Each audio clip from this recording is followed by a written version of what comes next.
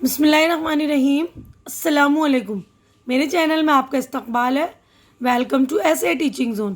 آج کی ہماری یہ ویڈیو 8ویں کلاس کی کتاب بال بھارتی کا کریں گے۔ آج ہم سبق نمبر 5 ہے سڑک۔ تو آج ہم سڑک کے بارے میں پڑھیں گے، سڑک کی کہانی پڑھیں گے کہ اس میں ہے کیا۔ تو اس کے لکھنے والے جو مصنف ہے ڈاکٹر صفدر، مصنف رائٹر کو بولتے ہیں نا۔ تو اس سبق سے متعلق دیکھیے، پہلی بات ہے اس کی میں ریڈنگ کر رہی ہوں تو آپ لوگ بھی سن لیجیے اچھی طرح سے۔ راستے ہمیں منزلوں تک پہنچاتے ہیں، اس کے بغیر سفر کا تصور ہی نہیں کیا جا سکتا۔ یعنی جب ہم سفر کرتے ہیں تو ہمیں راستوں کی ضرورت پڑتی ہے نا منزل تک پہنچنے کے لیے۔ روزانہ ہزاروں لوگ گزرتے ہیں، لیکن ہماری زندگی میں اس کی کیا اہمیت ہے؟ بدلتے ہوئے حالات نے سڑک کی معنویت کو کس طرح تبدیل کیا ہے، اس پہلو پر بہت کم لوگوں نے غور کیا ہوگا۔ آس پاس بکھری ہوئی چیزوں کے ہم اتنے عادی ہو جاتے ہیں کہ ان سے متعلق کوئی نئی بات ہمارے ذہن میں نہیں آتی۔ یعنی جو آس پاس کی چیزوں کے یوز ٹو ہو جاتے ہیں نا، بار بار ایسی سیم چیزیں دیکھتے رہیں یا سنتے ہیں تو انہی چیزوں کے بارے میں ہی ہم سوچنے لگتے ہیں اور نئی باتیں ہمارے ذہن میں نہیں آتی۔ تو سڑک ایک انشائیہ ہے، انشائیہ یعنی ایک مضمون کی طرح ہے۔ انشائیہ ہمیں زندگی کو ایک نئی نظر سے دیکھنے اور سوچنے پر آمادہ کرتا ہے۔ انشائیہ میں روزمرہ کی دیکھی بھالی چیزوں کو اس طرح پیش کیا جاتا ہے کہ معنویت کے نئے نئے پہلو نکل آتے ہیں۔ یعنی انشائیہ جو ہوتا ہے وہ روزمرہ کی چیزیں ہی ہوتی، لیکن اس میں جو ہے نئے نئے پہلو نکل جاتے ہیں نا۔ تو یہ جان پہچان جو ہے، یہ ہمارے مصنف جو ہیں ڈاکٹر صفدر، ان کا تعارف ہے، تو ان کا تعارف پڑھیں گے ہم، جان پہچان۔ ڈاکٹر صفدر یکم جولائی یعنی 1 جولائی 1946 کو اچل پور ضلع امراوتی مہاراشٹر میں پیدا ہوئے۔ ورورڈ میں تدریسی فرائض انجام دینے کے بعد وہ بحیثیت پرنسپل سبکدوش ہوئے۔ تدریس یعنی پہلے تو ٹیچر رہے، اس کے بعد وہ پرنسپل بنے۔ وہ نامور ناقد، جدید شاعر اور طنز و مزاح نگار ہیں۔ شاعری اور شیوہ پیغمبری، جدید شعری تنقید، بے آمیز تنقید، قلقلِ آب وضو اور لفظوں پہ رم، شاعری، آئینۂ خنداں، انشائیہ ان کی تصانیف ہیں، یعنی ان کی ساری کتابیں ہیں یہ۔ مثالی مدرس کے اعزاز کے علاوہ مہاراشٹر اور بہار اردو اکیڈمیوں نے انہیں انعامات سے نوازا ہے۔ ان کے تنقیدی مضامین میں بھی شگفتہ اسلوب پایا جاتا ہے۔ ان کے مزاحیہ مضامین اور انشائیہ ماہنامے شگوفے حیدرآباد اور دیگر اہم رسائل میں شائع ہوتے رہتے ہیں۔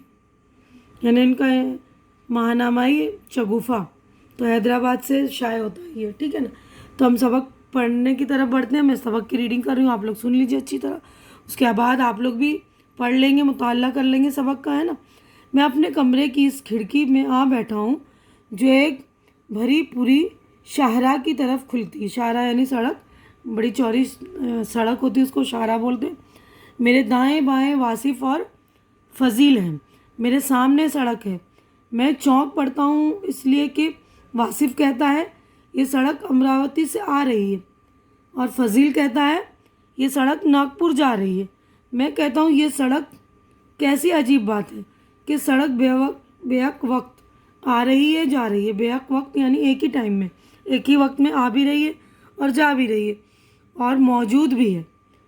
اب یہ کھڑکی جو شاہراہ کی طرف کھلتی ہے، میری سوچ کی کھڑکی بن جاتی ہے، اور سڑک میرے فکر و تخیل پر رواں دواں ہے۔ یعنی میرے خیالات میں بس گیا ہے یہ سڑک، کہ کوئی کہتا ہے نا آ رہی ہے، کوئی کہتا ہے جا رہی ہے، اور کچھ کہہ رہے کہ موجود بھی ہے، تو ان کے جو ہے سڑک دماغ میں بس گیا۔ سڑک کی ابتدا نقش کفِ پائے آدم سے ہوتی ہے۔ یعنی پرانے زمانے میں، آدم علیہ السلام کے زمانے سے ہی سڑک کی ابتدا ہے، شروعات۔ حضرت آدم علیہ السلام نے حضرت حوا علیہ السلام کی تلاش میں چلتے ہوئے جب پیچھے مڑ کر دیکھا، حضرت حوا علیہ السلام تو نظر نہ آئی، ان کے نقش قدم سے بنی ایک سطر یعنی ایک لائن پیچھے پیچھے چلی آ رہی تھی۔ آج سڑک کے طول و عرض میں دن دونی رات چوگنی ترقی ہو رہی ہے، یعنی اس کی طول و عرض یعنی لمبائی اور چوڑائی جو بڑھتی جا رہی ہے۔ اس کے طول کا ناپنا تو خیر ایک ناممکن سی بات ہے، یعنی اس کی لمبائی، جو سڑک کتنی لمبی، اس کا ناپنا تو ایک ناممکن بات ہے نا، کیونکہ سڑک کی لمبائی تو دنوں دن بڑھتی جا رہی ہے۔ اس کے کہ ایک کنارے سے دوسرے کنارے تک پہنچنے میں شہر شہر ان گنت لوگ اپنی جانیں گنوا رہے ہیں۔ غرض یہ کہ حضرت انسان نے بے خیالی میں جو سب سے پہلا خط زمین پر کھینچا وہ سڑک ہے، یعنی جو سب سے پہلی لائن بنائی ہوگی وہ سڑک ہی ہوگی۔ پھر سڑک نے بنی نوع انسان کو کھینچنا شروع کر دیا۔ اب زندگی اس کھینچ تان کا نام ہو کے رہ گئی۔ کھینچا تانی کی ایک صدی میں سڑک کہاں پہنچی اور ہم کس حال کو پہنچے، یہ ایک المناک حقیقت ہے، یعنی ایک حادثے کی طرح ہی ہے۔ آئیے سڑک کے اس سفر پر نظر ڈالیں۔ پہلے سڑک کسی منزل کا اشاریہ ہوتی تھی، یعنی سڑک جو ہوتی تھی منزل کا اشارہ تھی کہ ہمیں اس منزل پہ پہنچنا ہے، تو وہ سڑک جو ہے ہمیں اشارہ بتا دیتی کہ ہاں یہ والی سڑک جاتی ہے۔ مثلا ناگپور روڈ، ممبئی روڈ وغیرہ۔ مطلب یہ کہ ناگپور روڈ کا مسافر ناگ کی سیدھ میں چلتا رہا تو سڑک کے مسافر کا ناگپور پہنچنا یقینی ہے، یعنی کہ اشارہ ہے نا کہ ناگپور روڈ ہے تو یہ ناگپور پہنچ جائے گی، ممبئی روڈ ہے تو یہ ممبئی پہنچ جائے گی، ہے نا۔ یہ بھی اس وقت کی بات ہے جب سڑک کی اپنی کوئی حیثیت نہیں تھی، اور یہ اس وقت کی بات ہے جب سڑک کی کوئی حیثیت ہی نہیں تھی، ہے نا۔ سڑک ایک سیدھی ناک کی سیدھ میں بنی ہوئی تھی۔ سڑک کے بطون یعنی بطن کی جمع ہے، بطن کا مطلب پیٹ۔ بطون میں جب احساس خودی جاگا، یعنی سڑک کے پیٹ میں جب یہ جاگا، اس کا احساس جاگا نا، تو اس نے اپنے نسبتی نام تیاگ دیے اور انسانوں کی طرح اپنے نام رکھ لیے، Gandhi road, Ambedkar road, Maulana Azad road وغیرہ۔ یعنی اس کا جب سیلف جاگا نا، تو اس نے اپنے نسبتی نام جو منزل کے نام سے کنسلٹیڈ تھے، اس نام کو تیاگ دیے، چھوڑ دیا اس نام کو، اور اپنے لیے جو انسانوں کے نام تھے وہ رکھ لیے، جیسے گاندھی روڈ ہے نا، گاندھی سے منسلک ہے، امبیڈکر روڈ، مولانا آزاد روڈ۔ مگر یہ بات بھی گئی گزری ہو گئی، اور یہ بات بھی جو ہے بڑے بڑے لیڈروں کے نام پر جب روڈ رکھے جانے والی، یہ بات بھی پرانی ہو چکی۔ یہ سڑک کے سفر کی ایک منزل تھی، آج سڑک اس منزل سے بہت آگے نکل گئی ہے۔ یہ تو اس وقت کی بات ہے جب احساس خودی سے متصف ہونے کے باوجود سڑک احترام آدمیت کی قائل تھی۔ اب آدمی تھک کر گر پڑا ہے اور سڑک آگے نکل گئی ہے۔ آگے نکلنے سے ہماری مراد یہ ہے کہ اب سڑک آدمی کا نام اختیار کرنے کے لیے تیار نہیں، یعنی اب سڑک بھی جو ہے آدمی کے نام پر رکھنے کے لیے وہ قبول نہیں کر رہی۔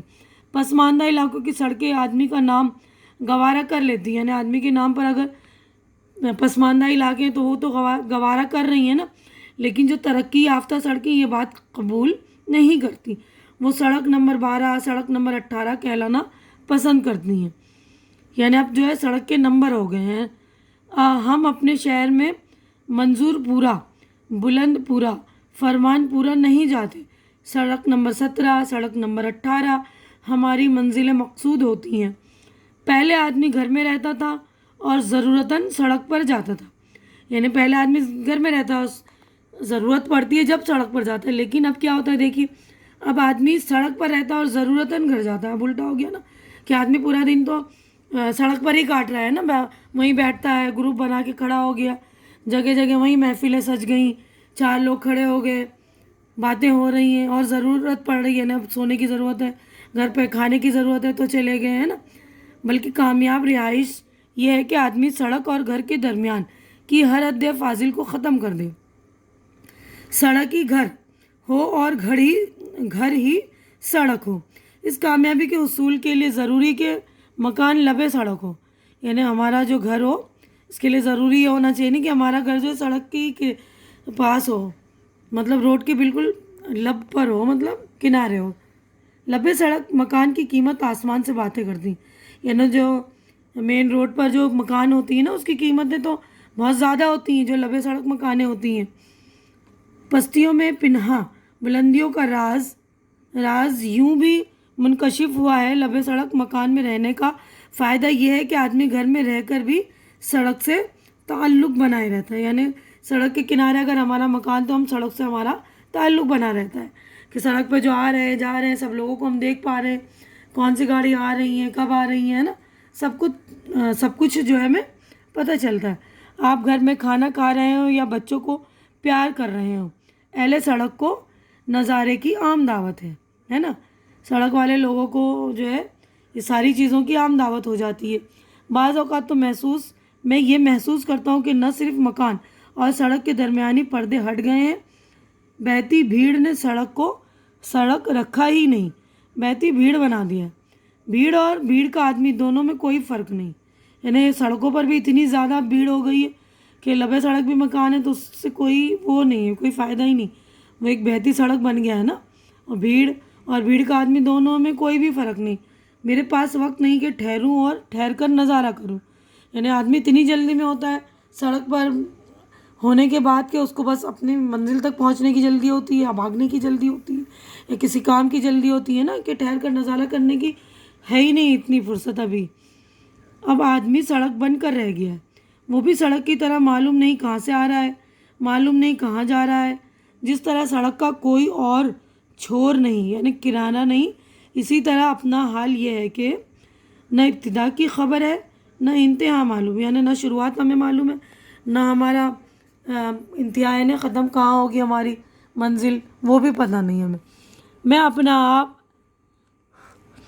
اپنا آپ اپنے بچوں کو سونپ رہا ہوں اور سڑکوں کو جنم دے رہی ہیں.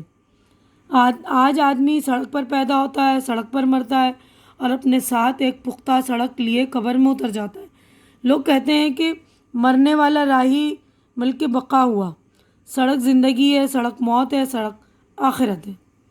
یعنی ساری چیزیں سڑک سے ہی شروع ہوتی ہیں نا. جب مرتا ہے کوئی تو اس کی جو ہے کفن جب لے جاتے ہیں، اس کا جنازہ جب جاتا ہے تو سڑک سے ہی جاتا ہے، سڑک پر ہی ختم ہو جاتا ہے نا. سڑک سے ہی شروع ہوتا ہے.